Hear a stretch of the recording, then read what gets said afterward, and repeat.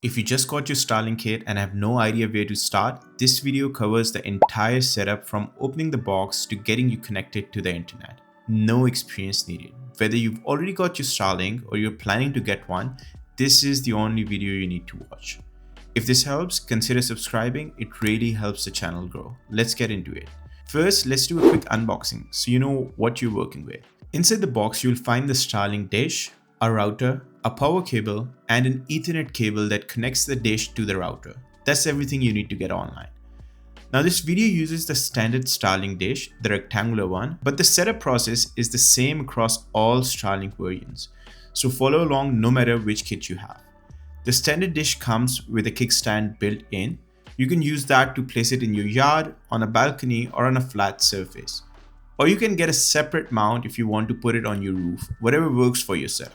Before you place the dish permanently, you need to find a good spot, and Starlink has a tool built into its app that helps you do exactly that.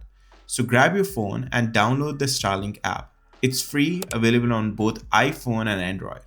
Just search Starlink in the App Store or Google Play Store. Once it's downloaded, open the app. Look for the option that says check for obstructions. Tap on that. Now here's what this tool does. It uses your phone's camera to scan the sky above you.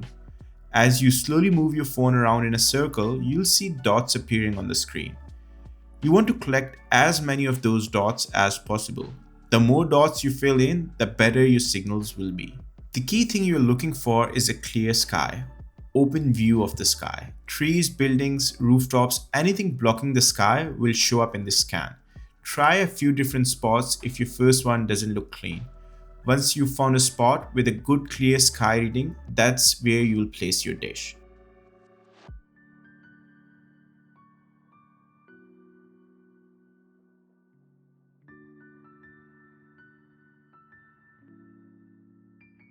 Great, so the dish is now placed. Now let's connect it.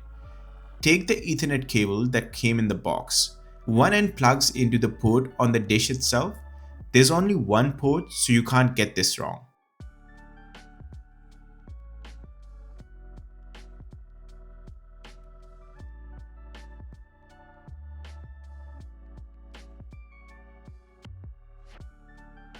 Run the cable along the ground or along your wall back towards your house.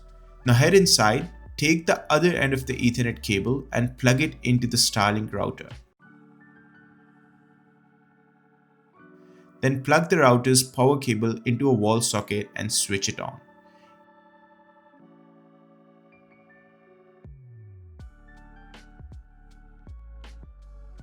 Give it about 2 to 5 minutes. The router needs time to boot up and for the dish outside to start working. Once the router is up, go back into the Starlink app. Once you're logged in, and then the app will guide you through connecting to your Starlink Wi-Fi. It will go into your phone's Wi-Fi settings, find the Starlink network. It usually starts with Starlink and connect to it. Head back into the app and it should confirm you are connected. Now the app will show that your Wi-Fi is not configured yet. This is where you get to set it up the way you want. You'll be able to choose your own network name, whatever you want your Wi-Fi to show up as on your devices.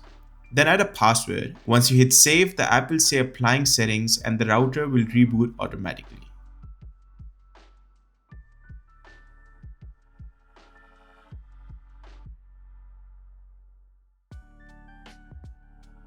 Just wait for it to come back on. This usually takes about a minute or so. Then reconnect your phone to the new network name you just created. Now head back into the app and check if your dish is properly aligned. If it's not quite right, the app will actually tell you. In my case, it's saying misaligned by 35 degrees. So I'll tap Align Starlink and head back outside. Once you're outside, the app will give you a live view as you physically move the dish. You can see in real time whether you are getting better or worse. Just slowly adjust the angle until the app shows you are aligned.